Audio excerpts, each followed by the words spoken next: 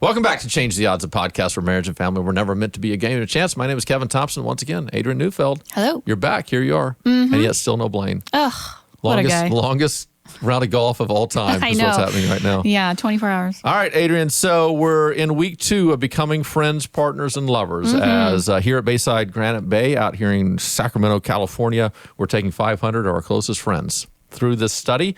You and Blaine are hosting. I'm giving talks. Last week, we talked about this idea of what does it mean to become friends, partners, and lovers, the idea that we're all in process of something. You're going after something either intentionally or you're drifting, but you are moving. No couple is set in stone by any means. And this week, we're going to kind of kick off the second part of this intro with this idea of intention. So the number one cause of divorce, if you were to guess, having not heard my talk now that you have already heard, what would you have thought before having the knowledge that you now have would be the biggest cause of divorce in the people that you know?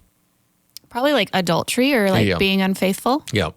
Understandably so. Yeah. And many people would assume that. And no doubt that is a significant issue.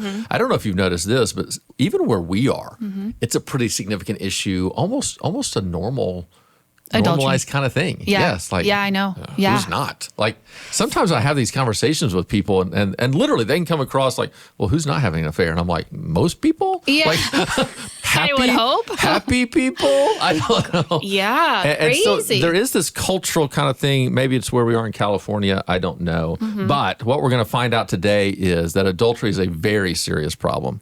But it's not the number one cause of divorce. Instead, it's something else. And that's what we're going to hear right now. Okay. Let's go inside the Worship Center, Bayside Granite Bay, as we talk about what is the number one cause of divorce. What if you had to guess, you don't have to call it out loud, but I'll give you some options. What would you say is the number one cause of divorce in America? What's the number one cause? Okay, so the answers typically given would be things like adultery, finances, conflict, family, outside expectations of work and things like that. If generally speaking, if you ask the average couple, what is your number one issue, number one problem, they say it is communication. All of those are false. None of those are accurate. The number one cause of divorce is apathy. It's apathy. That either one or both partners have allowed apathy to take over. And notice this. Apathy then expresses itself as all the things that we just listed. So if somebody is apathetic toward emotionally and physically nourishing the marriage and their spouse, it sets both spouses up into a scenario in which somebody else could appeal to them because of what they're missing. At the same time, even if that's not happening, if somebody is apathetic toward meaningful boundaries within their relationship, to recognize that because I've committed my life solely to Jenny, there are some boundaries that I now have. There are some things I will not do with other people. There are some places I will not position myself. There are some activities I will not take place in because I'm now going to protect myself, not only to protect myself, but to make Jenny feel confident and secure in who I am. If I am apathetic toward that, then adultery can actually begin to happen to some extent. Communication. If I am apathetic toward listening, toward sharing my opinions, toward trying to comprehend, understand what's going on, apathetic toward actually having the conversation, apathetic toward broaching the difficult issue. The issue in and of itself is not communication. The issue is our apathy in strengthening our communication.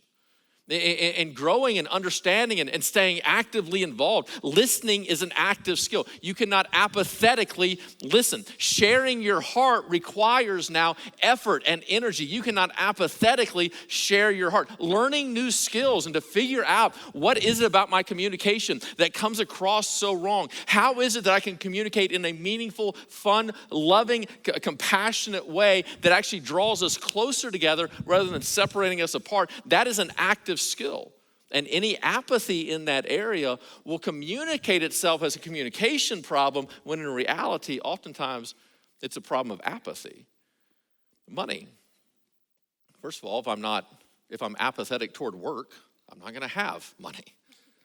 But then beyond that, if I'm apathetic toward understanding what money means to my spouse and means to me, if I'm apathetic toward learning how is it that I should actually give, save, spend, earn, how do I handle money? If I'm apathetic about learning these new skills, about having the hard conversation about how are we spending money, and if I'm apathetic toward saying, hey, these are some long-term goals, and so I'm going to be willing to suffer now, I'm going to go without now so that we can have what is to come. If I'm apathetic toward that and I just drift into taking whatever it is I want in this very moment, just hoping something will take care of itself in the future, then money will express itself as the main problem, but it's actually apathy that's the issue. You think about the idea of intimacy. Intimacy now requires intention, effort. If I am apathetic toward wooing my spouse, toward showing her that I care for her, to pursue after her, to desire her, to communicate that desire. If I'm apathetic toward doing it in a kind and a loving and supportive way in which she feels protected and known and seen and heard, valued and understood and safe in every way. If I'm apathetic toward the concept of safety whenever it comes to vulnerability, then it's going to express itself as a problem of intimacy, but it's actually a problem of apathy. If I'm apathetic toward growing together, then we will drift apart. If I'm not trying to pursue after who is Jenny and what does she mean to me and how is it that she's changing in this moment, how can we draw closer together and how can we grow individually and how can we grow together? If I'm apathetic toward my own growth, well, she's going to naturally keep on growing and we're going to suddenly end up in different places, all because of the apathy of my own growth, and it's going to express itself as we've grown apart, but in reality, that's happened because of our own apathy. Unresolved conflict. Well, again, if I'm apathetic toward having the hard conversation or learning the skill of how to actually handle conflict, I will think that we ended our marriage because of irreconcilable differences. In reality, we ended it because of my own apathy. And then external pressures, outside sources. If I'm not intentional about making sure I prioritize Jenny over everybody else, if I approach that with apathy, then my natural bonds and binds that I have with my family of origin, with my friends, with my workplace, all those things will begin to compete within my relationship, and it will feel like external sources are hindering my marriage, when in reality, it is my own apathy. The truth of the matter is, whatever relationship you have with your spouse is solely 100% determined by you and your spouse and nobody else. And yet, if you're apathetic toward holding on to that, it can honestly feel like these in-laws or these friends are tearing us apart, but it's not them. It's ultimately us. And so we have to get in our mind that the number one cause of divorce, the greatest threat to us, the greatest enemy to us is not adultery, it's not money, it's not poor communication, it's none of these things. The greatest enemy is apathy. And the antidote to apathy is intention. To the extent that you and I are now intentional about our relationship, we will begin to reap the rewards, experience the fruit that comes from that. But when we are just hoping that it turns out, just begging that maybe, I know others seem pretty successful with this, and we're not any worse than they all are. So hopefully this will just work out. If that's our goal, if that's where we're placing our hope, it's a perilous position in the world in which we live now. That might have worked in past generations. It's not going to work right now. And yet, if you and I are very intentional about our growth, you've heard me use this illustration 1,000 times. I'm going to keep on using it because it makes the point. If you see somebody tonight that you have not seen since Big Wednesdays back in the fall, and they have dramatically changed by losing weight and getting into shape, and you were to ask them tonight, how did that happen? They would not say, darndest thing. Driving down the road and had the Tesla on auto drive, and it pulled right into a workout facility. And I thought, well, I'm here. I might as well. They're not going to say, man, I was in the grocery store, and I usually go down the ice cream aisle, but for whatever reason, I just lollygagged my way down the vegetable aisle, and I thought, well, I'm here. It just doesn't happen. There is nothing good in your life, in all likelihood, that has happened through drift or just sheer accident. All the meaningful things in life are the byproduct of intention. That something within us, there was a need and a desire, and something within us created within us a desire for an outcome, and we set our minds, and we created a community, and we learned the new skills, and we went through the hardship, and we failed, but we didn't let the failure set us back. We still got back up the next day, and we kept on pursuing after that which was important, and eventually we begin to see some gains to such an extent that there actually came a point which the very thing that I was once scared of, or the very thing that I was once dreading, or the very thing that I had to push through, suddenly now I almost find myself a little bit addicted to it, that if I don't have that, if I don't have that intention, if I don't do that work, I feel like I'm missing out in some way. And that which used to be hard is actually now easy because I've been transformed. What would it look like? Do you realize? This is the next book, but we're a ways away from that. That you can actually rewire your brain to be a better spouse. And that your actions are either wiring your brain to think more about your spouse in a more positive way, or wiring your brain to think less about your spouse or in a more negative way. That the habits you are living out right now, will one day, the actions you're living out right now, will 5 years from now be those things which just fire in your brain just so naturally and so easily. Here's the truth. I don't have to work really hard at this stage of life to think about Jenny. Because I've done a lot of work to make sure that I'm thinking about her. Now, it doesn't mean I'm always considerate the way I need to. Clearly, changes need to happen, all those things. But man, if you're a married life pastor and you're struggling to think about your wife very often, you're probably not doing this right.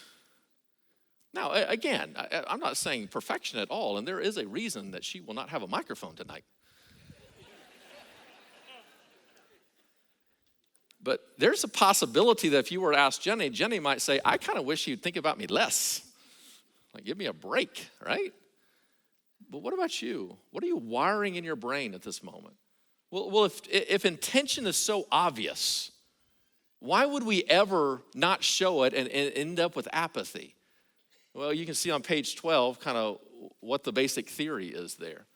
Of what are the counterfeits now? What prevents us from experiencing this intention that I want us to show specifically for these next 6 weeks. I want us to see what can we do over these next 6 weeks that then can funnel into the rest of our years. But what would it look like if just for these 6 weeks, we were extremely intentional with our relationship, spending time together, having conversation together, thinking about each other, texting each other in loving and compassionate ways, making a breakthrough in some areas. What would that look like? Well, the first is simply this. What keeps us from intention is fear. Our fear is if we actually leverage effort in this way, what if we get rejected or judged? Or we can feel like, man, our relationship is in a pretty good spot. I don't want to risk it. Because, man, if I bring this up or if we start working in some way, then I might get called out to some extent. I don't want to do that. And there's a good number of people who aren't in this room right now, and their thinking is basically this: we're pretty good. I don't want to show up and let him screw us up. What they don't recognize is that is a pathway of avoidance that won't be felt in a negative way today, but a year from now they'll feel it. The lack of intention a year from now, 2 years from now, and I think that's what is such the difficulty. In the same way, right, of eating poorly. If I had a cookie backstage, hypothetically that would never happen, but if I was eating a cookie backstage, it's not like I'm going to walk out of here right now and feel bad. It's that you're going to see the cookie a week from now and a year from now. I've always said, man, if like you threw up the moment you ate a Twinkie, like eating healthy would be much easier. But it doesn't work that way. I throw up the moment I eat a carrot. But the good stuff, you don't see it. And so for some people, they're afraid of what would happen if I actually showed effort or energy. And because they don't experience an immediate negative consequence to that, they don't recognize the slow drip of erosion of how the relationship is beginning to drift in a way they don't want it to. Another concept is this idea of a soulmate. So this is the idea of there's no need to do work. If I married the right person, this should just naturally be easy. Like it should just happen. I tell the story in Friends, Partners, and Lovers. This idea of a soulmate, notice this, is in no way a Christian thought. People think it is. They're like, oh, Adam and Eve, that's a soulmate concept. No, it's not. Scripture gives no allusion to that whatsoever, that God has created one person just specifically for you. As a matter of fact, this very question was asked of Jesus by the Pharisees. A man loses his wife. He marries another woman. Who is he married to in heaven? Who's his soulmate, Jesus? And Jesus says, we don't even have marriage in heaven. The soulmate idea actually comes from Greek mythology. I tell the story in Friends, Partners, and Lovers. And what happens there is the gods were looking down on four-armed, four-legged humanity, and they were afraid, the gods were afraid that if humanity ever gained up, they could overtake them. Think about how weak those gods are. And so in order to distract them, they came up with a plan. We will cut humanity in half so that two-armed, two-legged humanity would spend the rest of their lives looking for their other half. That's Greek mythology. And yet it still seeps into our world today to where even in church, you'll hear people say, well, I'm just looking for my soulmate. Well, good luck. They don't exist. And yet here's the fear, that if you believe in a soulmate, then that begins to imply this idea, if I just find the right person, all this will be easy. And so when it's not easy, I must not have found the right person. So let's try again. Never recognizing that it was never meant to be easy. You are married to a sinner and you are a sinner. If there is a soulmate, you're already disqualified because of the sin in your life. And yet marriage is now this way to experience God's grace and transformation. And so that's going to require work. Well, then the third idea here is this idea of now this idea of just a marriage is the flip of a coin. So while a soulmate believes I shouldn't have to do work, the flip of a coin is it's so left up to chance. Why would I make the effort? Because it just really doesn't matter what I do. It's just whether or not I get lucky or not, whether or not I did marry the right person or our personalities are going to mix well together. And so you hear the idea that, 50% of all marriages end in divorce, which is not true, by the way. But even that, the divorce rate is very high, no doubt. But we often think that the divorce rate is high, therefore it's just a risk. Let's just see, flip a coin. Do I get marriage or divorce? Oh, I got divorced this time. All right, flip it again, marriage or divorce. Oh, finally I got marriage. All right, now we're in. And so if that's the case, if it doesn't matter what you do, why would you do any effort or work? Because life already demands enough from us. But what we don't recognize is most often the outcome we are getting is the byproduct of the work the two people are actually doing. And so the irony about believing that marriage is just the flip of a coin is that it becomes a self-fulfilling prophecy. And if you don't do the work, the coin just keeps on coming up in the negative way. But it's amazing how lucky you become whenever you start doing the work. And that's a double entendre, my friends. Nothing? I get nothing from that. That is a funnier joke than y'all just gave me credit for. It's amazing how lucky you get when you start doing the work. Okay. Man, this is a much tougher crowd than what I'm used to on Wednesday nights. All right, so let's look at these next 5 minutes. Let's look at what are some intentional steps you can take in order to begin to invest in your marriage. And these are not big, grandiose schemes. These are in the next 6 weeks. I want you to start incorporating these. These are not in the book. This is added material. So just find a place that you can begin to write these down. I want you in the next 6 weeks to start doing these 7 things on a regular basis. You don't have to do every single one every single day, but let's look at what happens. What is the result, the byproduct of these kind of intentional steps? Number 1, start the day with connection. Now recognize within this, different people have different schedules. So for some of you, because of your work schedules, this is not going to be possible. And that's fine. If it's not possible, that's totally fine. But here's what you got to understand. If my work schedule prevents me from doing this, okay, I can't do that. I'm not going to feel guilty about it. But I got to make up for it in some way. So if other couples get to connect to start the day, we don't get to connect to start the day. We got to make up for that in some other way. We got to connect in a way that other couples actually aren't. But this is an idea, and you'll see it throughout this list. This is the idea of we're going to launch and we're going to land in very meaningful, intentional ways with each other. And notice, this is not the idea of you have to wake up every morning and spend 2 hours together as you're doing your quiet times, and then you get out, and meanwhile the kids are running around, and it's all chaos around the house. It's not that. And this means different things in different seasons, no doubt. But here's basically what I mean. Make some kind of connection. beyond just a kiss on the cheek as you walk out, although a kiss on the cheek is a positive thing. Pause and slow down just a minute. Wake up 1 minute earlier in order to have a 60-second hug with each other. Instead of rushing out of the house, as you're walking out, pause for a moment, look each other in the eye, and intentionally say, I love you, I'm with you today.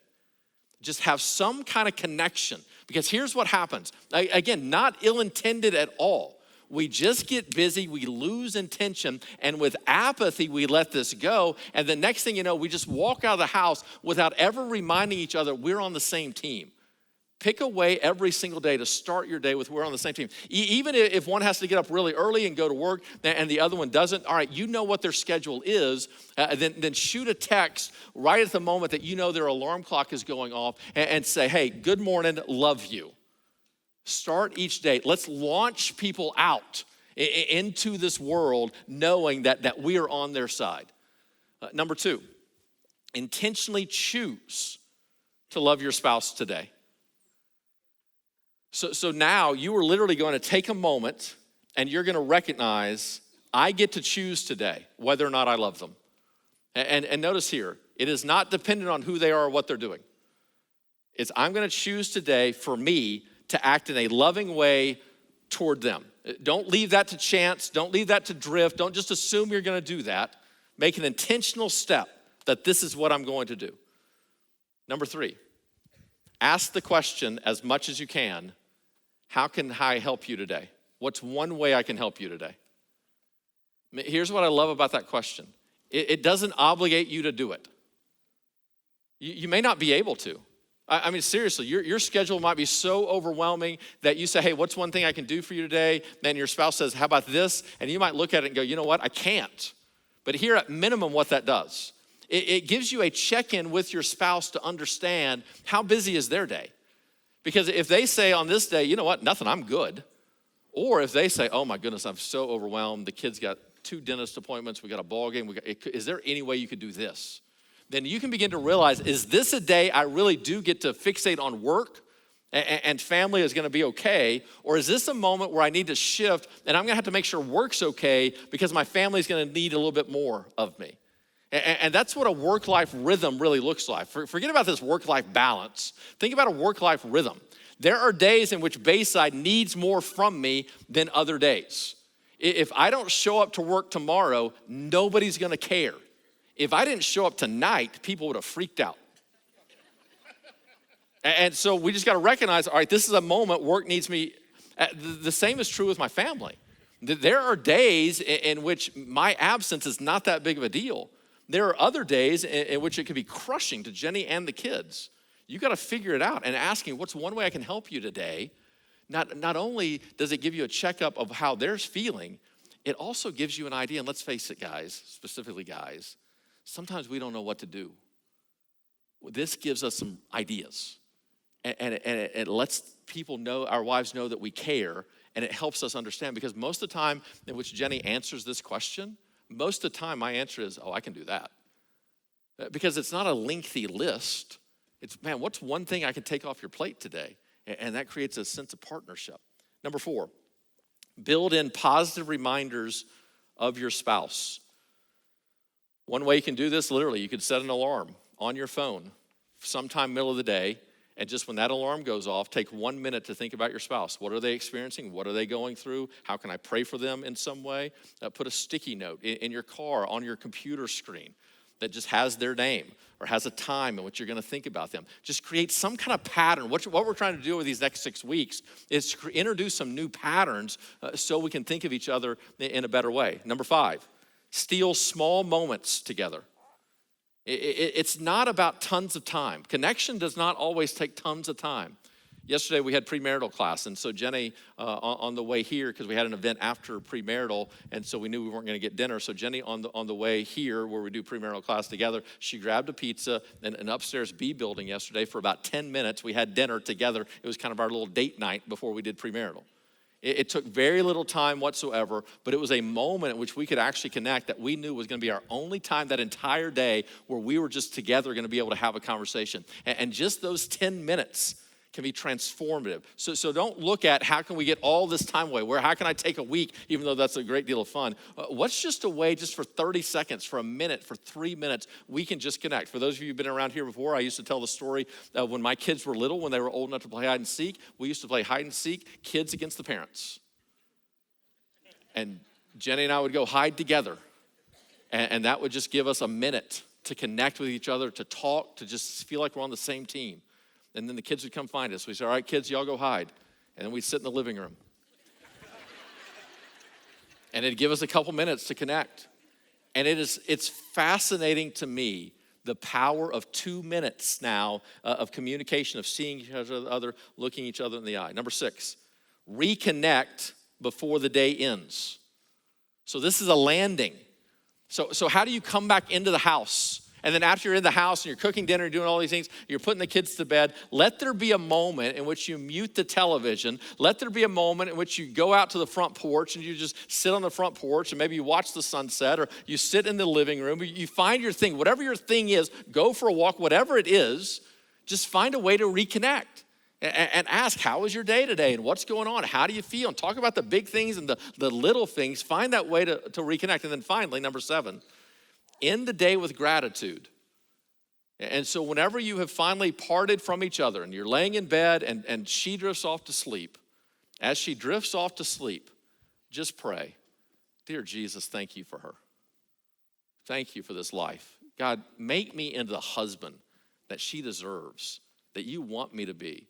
And if you will start praying for your spouse and having gratitude for them, it's amazing how much easier this intention actually becomes. What would it look like if you took this list and just put it in a place that you can remind yourself of it, and over these next 6 weeks, you just start incorporating these things more and more into your day? So that's it. It's not adultery. That's the number one cause of divorce. It's apathy. This whole idea of a lack of intention now has all these negative consequences, and we talked about them in the talk.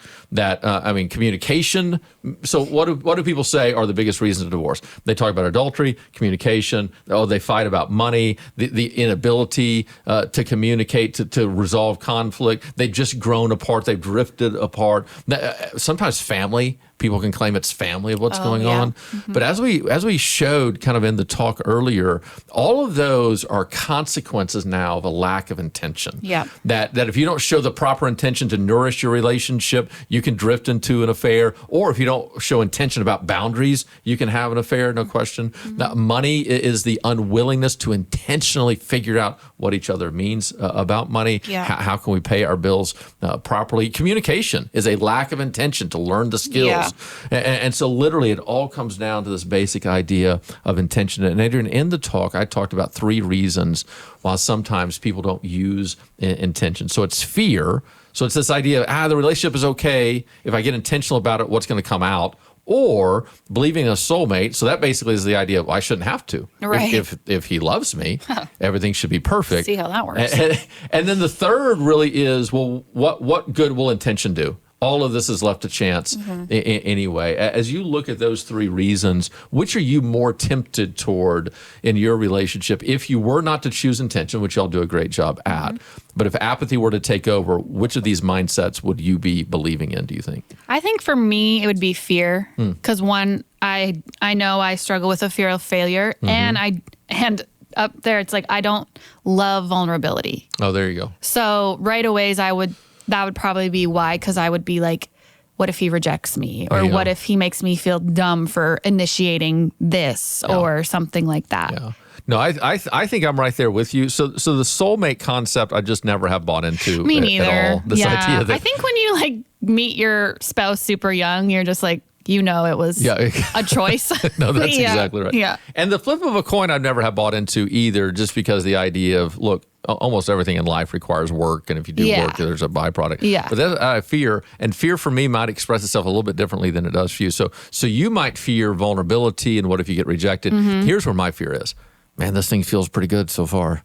Like, don't mess it up. Like what if there's an underlying issue I'm not even aware of? I see. And we start doing work on this, and that's revealed, and the next thing I know, this great thing is now suddenly not so great. That's what kind of terrifies me. Yeah. But you got to speak the truth over that. And what is the truth? Well, the truth is, first of all, if that's a significant enough of an issue, it's going to have consequences. Yeah. Like, it's not going to stay buried forever. No, that's right? something wrong with the foundation. Yes. No, that's exactly right. And then beyond that, it's this idea of, look, we've worked through so many other things that if that truly is that significant of an issue, first of all, we will overcome it. Yeah. And then overcoming it will have such a reward. Right. That if it really is hindering our relationship. But I see this a lot. I see this with people who won't go to small groups. They won't go to classes. They don't want to read books.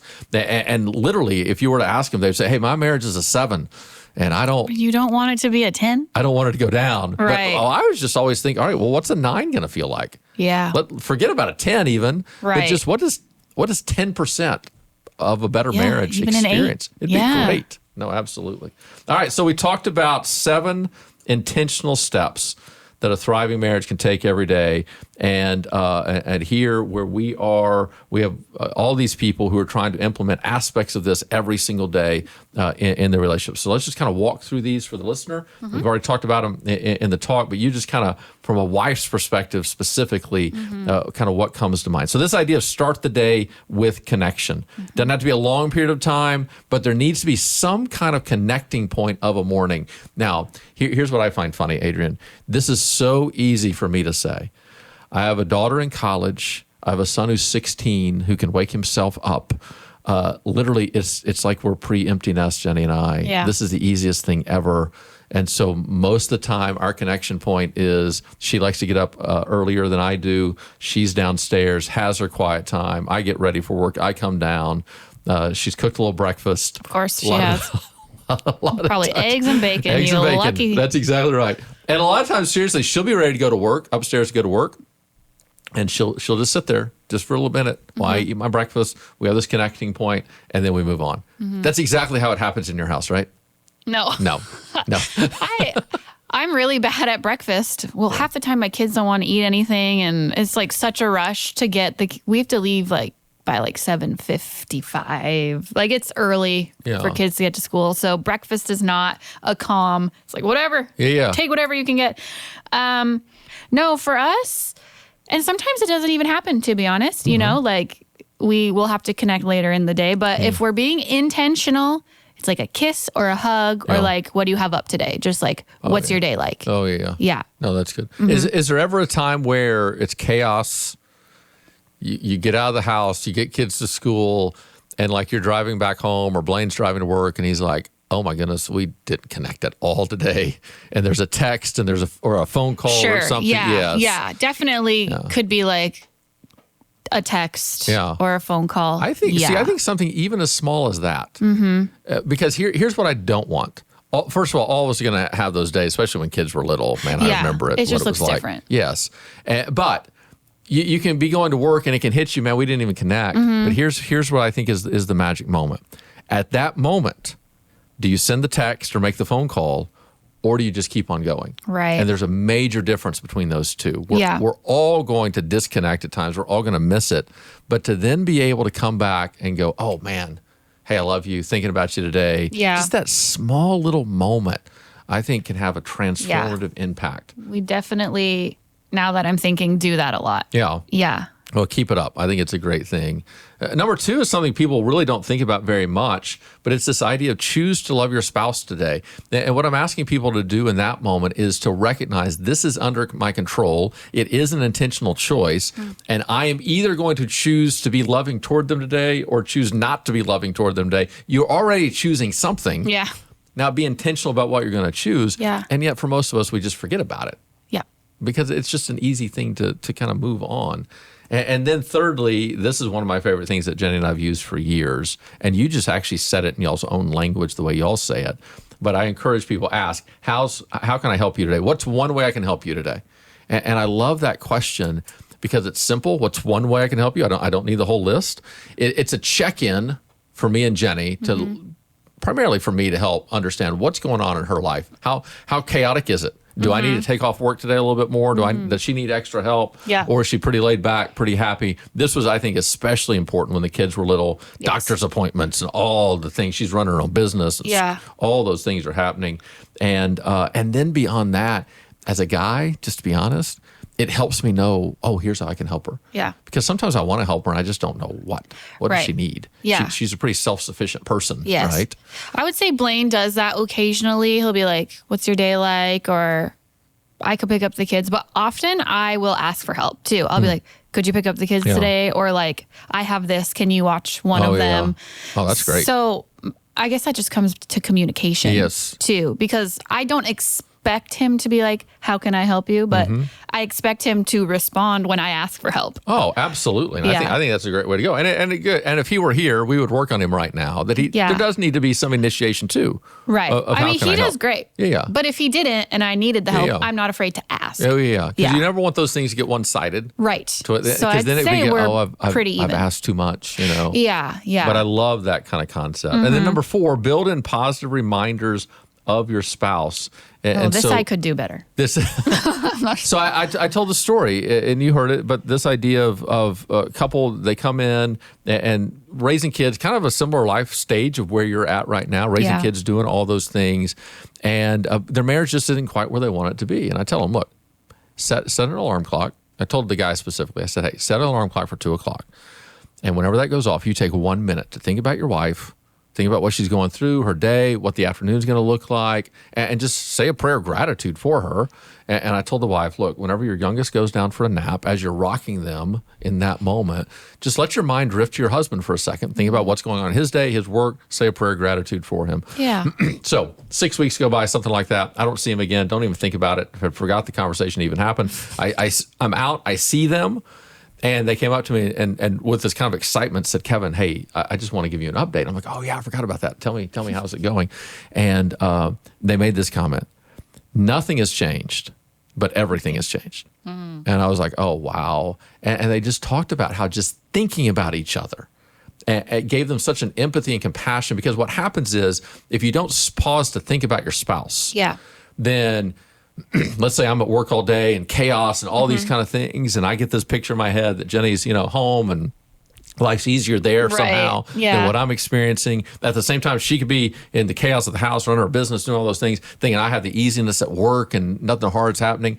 And whenever you just think about yourself, you assume your experience is harder than their experience. Yeah. But whenever you pause and think about them, suddenly it gives you this empathy, this compassion, so that whenever you do reconnect, it's not this foreign thing that's coming Yeah. into your house. It is Yeah. this concept that's been there. Is it hard sometimes to forget, as you're home with the kids, and the difficulty that is, to remember that, oh yeah, Blaine's life isn't always easy at work either. Yeah. Or like I found myself kind of getting resentful at times. I'm like, he's never even had to buy his own toothpaste. He never has to do his own laundry. Like there's all these things he's never doesn't have to think about. And then I go, oh wait, I don't have to pay for the rent. I don't have to worry about paying all the bills that come in the mail. Like I just give them to him because he does our finances. So that is one thing I've like trained myself, I think, to do, to be like, when I start feeling a little resentful, I'm like, well, think of all the things you don't have to think about that he's always thinking about. That's fascinating. I wish you were here right now because I have a perfect golf illustration that you're not going to care about. Yeah. How about the idea of me talking about golf now? You're like, oh, Well, finally. it's who I I have to- am now. So. So think about this. The average golfer, after they get done with a round, they think back to the round of just the 2 or 3 places they could have done better. But I had a golf pro tell me one time, instead of thinking about, man, if it would have bounced better, I could have scored better, instead of thinking about that, go back and look at every time you got a fortunate bounce or every time something happened that it's couldn't like have necessarily shifting gone. the narrative. Yes. So instead of, like for me, instead of looking at, oh, I shot a 71, man, 2 more strokes less, I could have shot a 69. No, go back and realize how easily you could have shot a 78. That just was just a little thing. And it's fascinating how just that switch from this could have gone differently in a negative way to this could have gone differently in a positive way begins to give you this appreciation Gratitude. for what you did actually experience. And I think the same thing that can happen in the midst of marriage as well. Yes, 100%. So number 5, we got 3 more. Number 5, steal small moments together. Are there ways that you and Blaine are able to do that in the chaos of the life that y'all live? What would be some small ways y'all reconnect? Texting or a quick phone call, just be like, what's going on. I ask him a lot about his day because I am home a lot. And I'm always like, tell me something interesting. give And me some I am like desperate for like, did anything cool some adult or exciting conversation. happen? Yes. Yeah. And we love to watch like a show before. After we put the kids to bed, we'll like watch something together. That's like that's what we love to do. I told the story during the talk that we listened to earlier of it's a magical moment when your kids get old enough that you can just kind of throw the Fruit Loops in the floor and turn on a show. Yeah. And like you and your spouse can walk into a different room. Yeah. And it might not last for more than 2 minutes. Right. But they're distracted for just a little bit. Yes. And just that little bit of reconnection reminds me, powerful. hey, we're on the team together. Yeah. Let's move forward. Yeah. All right, 2 more. One, reconnect before the day ends. So in the same way we want to connect as the day launches, now we want to reconnect when the day ends. You talk about how you and Blaine do that. You get the kids to bed, and then it's a show. Yeah. That's what it is. We're not necessarily talking a ton, but we're focused on the same thing. We're laughing. We're like invested in a mutual thing. No, I think that's great. And then number 7, end the day with gratitude. And it really is, as you part for the evening, as you're drifting off to sleep, in the midst of everything else you might be talking to God about, to then just say a prayer of this life, this day, even if it went horribly. Yeah. You got me through it. Yeah. Tomorrow but could have gone worse. It could have gone worse. And tomorrow won't be this bad. Hopefully. But thankfully, at least he had to endure it with me. Yes. He'll be here to endure it as well. So let's think about just those 7 things. Start the day with connection. Choose to love your spouse today. What's one way I can help you today? Build in positive reminders. Steal small moments. Reconnect before the day ends. And then end the day with gratitude. If you begin to incorporate those 7 things, I assure you, you will be well on your way to becoming friends, partners, and lovers. We'll see you next time.